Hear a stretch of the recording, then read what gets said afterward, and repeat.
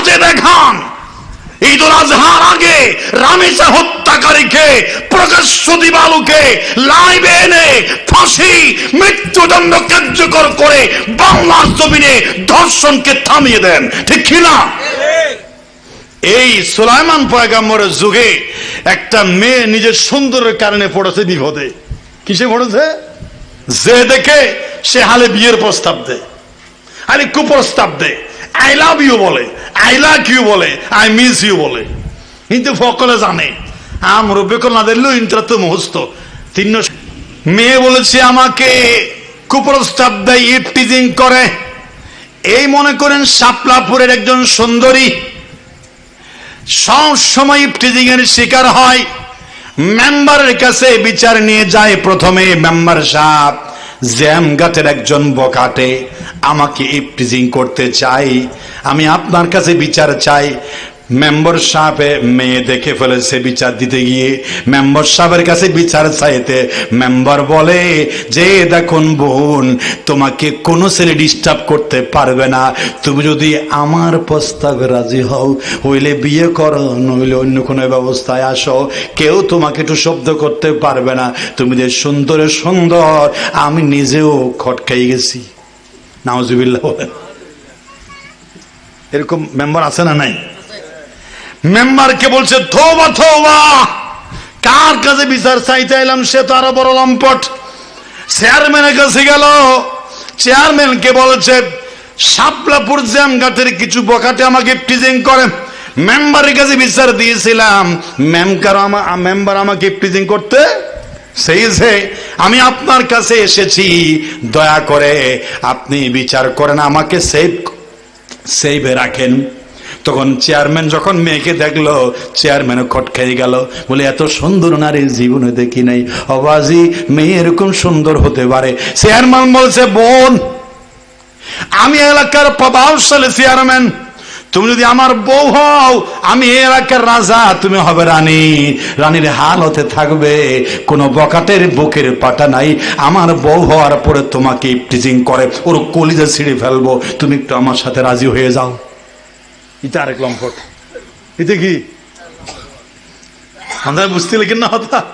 এটা আরেক লভার, এটা আরেক কি লভার।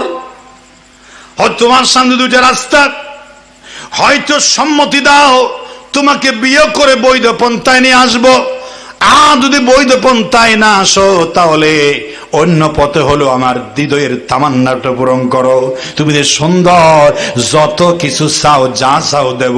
মেয়েটা বলছে তওবা, কোন রাষ্ট্রের চেয়ারম্যানের কাছে বিচার চাইতাইলাম, ও তো মেম্বরের চাইতে বড় লুচ্চা, মেম্বরের চাইতেও।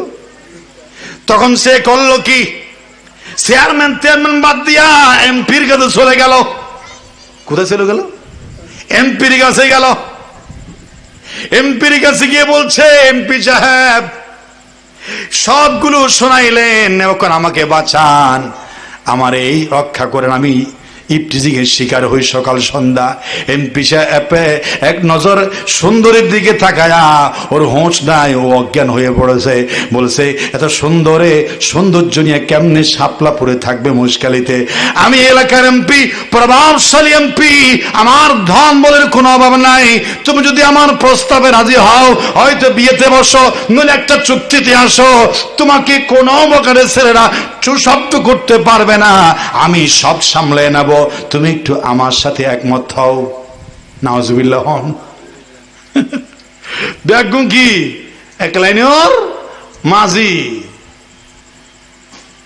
সেটা দাউদ আলাইহিস সালামের সময় এলাকার গোত্র প্রধান, আমি এলাকার এমপি মেম্বারের কথা বলছি, সেই সময় যেগুলো বিভিন্ন এরিয়ার দায়িত্ব প্রাপ্ত আস্তে আস্তে ছিল সবগুলোর কাছে দাওয়াত দেওয়ার পরে বিচার দেওয়ার পরে বলছে, বান্ধবীরা বলছে আর কোন মেম্বার এমপি মেয়রের কাছে বিচার চেয়ে লাভ নাই, তুই সরাসরি চলে যা, এই জামানার পয়গম্বর দাউদ আলাইহিস সালাম ছাড়া তোর ন্যায় বিচার তুই কারো কাছে পাবি না, এখনই চলে যা কষ্ট করে রাজধানীতে, দাউদ আলাইহিস সালামের কাছে তোর হৃদয়ের ব্যথাটা প্রকাশ কর।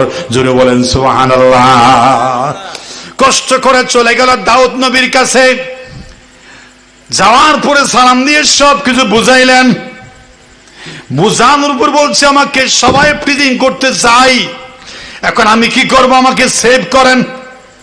দাউদ আলাইহিস সালাম বলছে কি জঘন্য, কি নিকৃষ্ট আমার এই দেশের চেয়ারম্যান আর মেম্বার, গুত্তর প্রধান শাসক গোষ্ঠীরা, কাদের নিয়ে আমি দেশ চালাই, একটার চাইতে একটা বড় লফর, সবগুলোকে আজকে গ্রেফতার করতে হবে। পুলিশরা পাঠিয়ে দিল, যেই যেই চেয়ারম্যানের নাম আমার এই বোনটা বলে সবগুলোকে ধরে আনো। সঙ্গে সঙ্গে গ্রেপ্তারি পরোয়ানা জারি হলো। মেম্বার, কমিশনার, চেয়ারম্যান, মুশকালির কক্সবাজারে যারা যারা দাগি আছে সবগুলাকে বাঁধিয়ে রাজধানীর লগি ওই সুবহানাল্লাহ বলে আজ হড়লা বিমানপুর নিয়ে যাওয়ার পরে সবাইকে একসাথে নিয়ে যাচ্ছে। ওদের কাছে জানা হয়েছে ওদের অপরাধ কি। দাউদ পয়গম্বরকে যাচ্ছে, আজকে মাথা থাকবে না, কি করবে? আমরা সবাই যদি একমত হইয়া একটা পরামর্শ করে যদি মেয়েকে কোন ধরনের আটকাইতে পারি তাহলে বাঁচতে পারবো, নইলে আমরা অপরাধী সাব্যস্ত হয়ে গেলে আল্লাহর পয়গম্বর কারো গর্দান রাখবে না। কি করা যায়? ওরা পরামর্শ করলো যে আমরা সবাই একসাথে বলবো ওই মেয়েটা, সুন্দরী মেয়েটা কুকুরের সাথে জেনা করতে আমরা নিজের চোখে দেখেছি।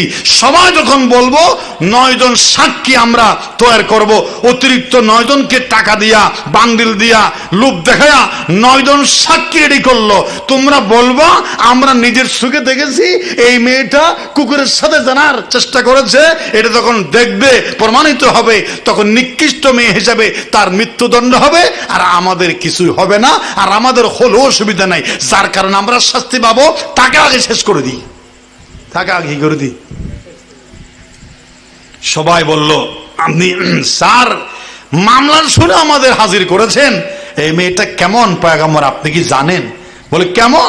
বলে এই মেয়েটার চরিত্র এত খারাপ, এই সাক্ষী আছে, 1 জন 2 জন নয়, 9 জন সাক্ষী আছে। এই তোমরা কই? সবাই বলছে এটা পয়গম্বর, আমরা নিজের চোখে একসাথে দেখেছি এই মেয়েটা কুকুরের সাথে জেনা করেছে। বলে নাউজুবিল্লাহ। এটা কি সত্য নাকি বানোয়াট? কি সত্য না বানোয়াট? কিন্তু পয়গম্বর দাউদ আলাইহিস সালাম তো জানে না। সাক্ষী যখন পেয়ে গেছে অবশ্যই তাকে 1 হাঁটু গলা পর্যন্ত গাড়াইয়া মৃত্যুদণ্ড, পাথর মেরে তার প্রাণ উড়িয়ে দেওয়ার রায় হয়ে গেল। মেয়েটিকে মৃত্যুদণ্ড দেওয়া হবে, রায় লিখিত হয়ে গেল। এমন সময় তার আদরের সন্তান সুলাইমান পয়গম্বর জানতে পারলেন কঠিন একটা বিচারের রায় হয়ে গেল। সুলাইমান পয়গম্বরকে জানানো হলো। তিনি বলছে আব্বা জান, রায় যে হলো আমি শুনেছি, আমার কেন জানি মনে হচ্ছে এই মেয়েটা যে চরিত্রটা নিজের চরিত্র বাঁচানোর জন্য মেম্বার, কমিশনার, চেয়ারম্যান, এমপির কাছে সেইবের জন্য বিচার চায়, ওই মেয়েটা এত খারাপ হতে পারে না। আমার যেন মনে হচ্ছে কোথায় গন্ডগোল আছে।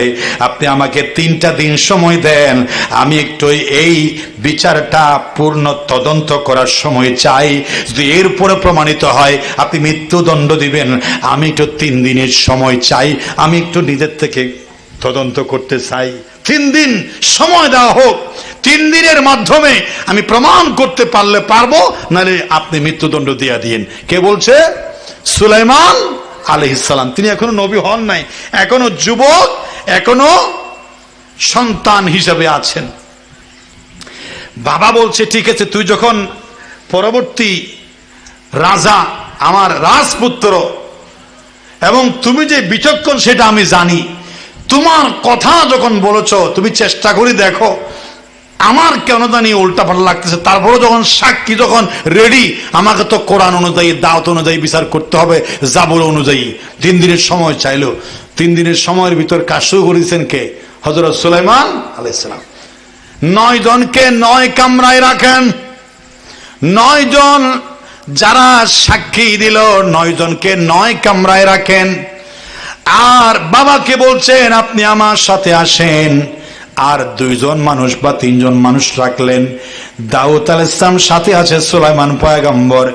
এক একজন সাক্ষীর কামরায় একেবারে রিমান্ডে তদন্তের জন্য যাচ্ছে। একজনের কামরায় ঢুকলো, বলছে ভাই মেয়েটি কুকুরের সাথে জেনা করতে তুমি দেখেছো কিনা? ডাইরেক্ট দেখেছি। তুমি কি ডাইরেক্ট দেখেছো? ডাইরেক্ট দেখেছি।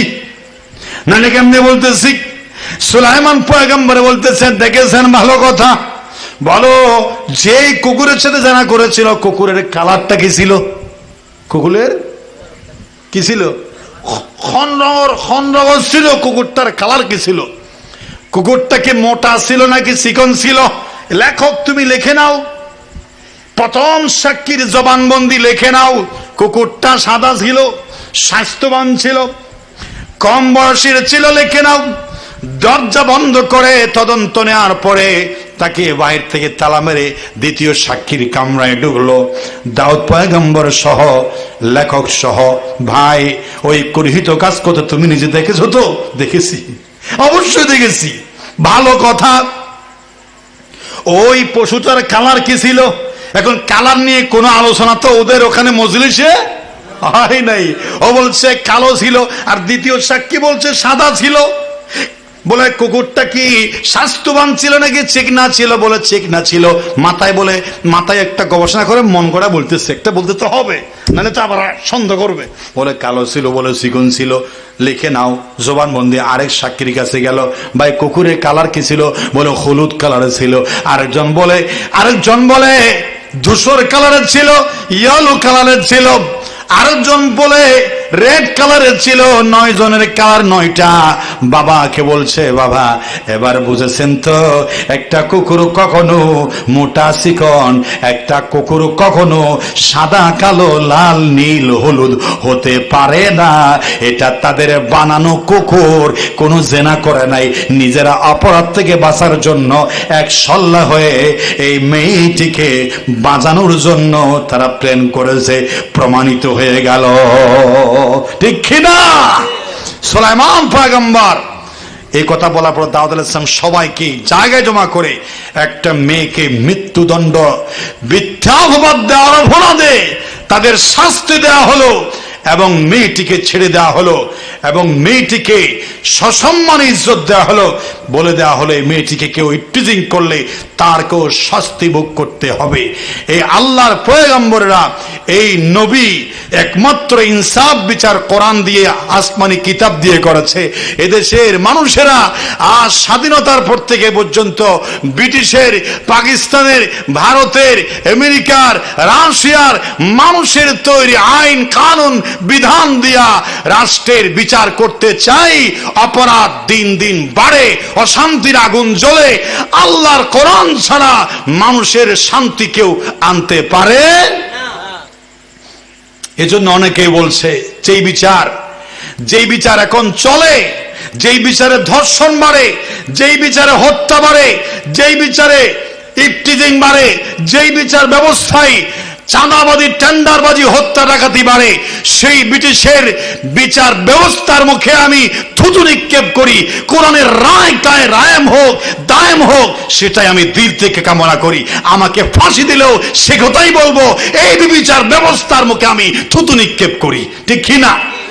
একটু জিকির করেন, লা ইলাহা ইল্লাল্লাহ, লা ইলাহা লা ইলাহা ইল্লাল্লাহু মুহাম্মাদুর রাসূলুল্লাহ।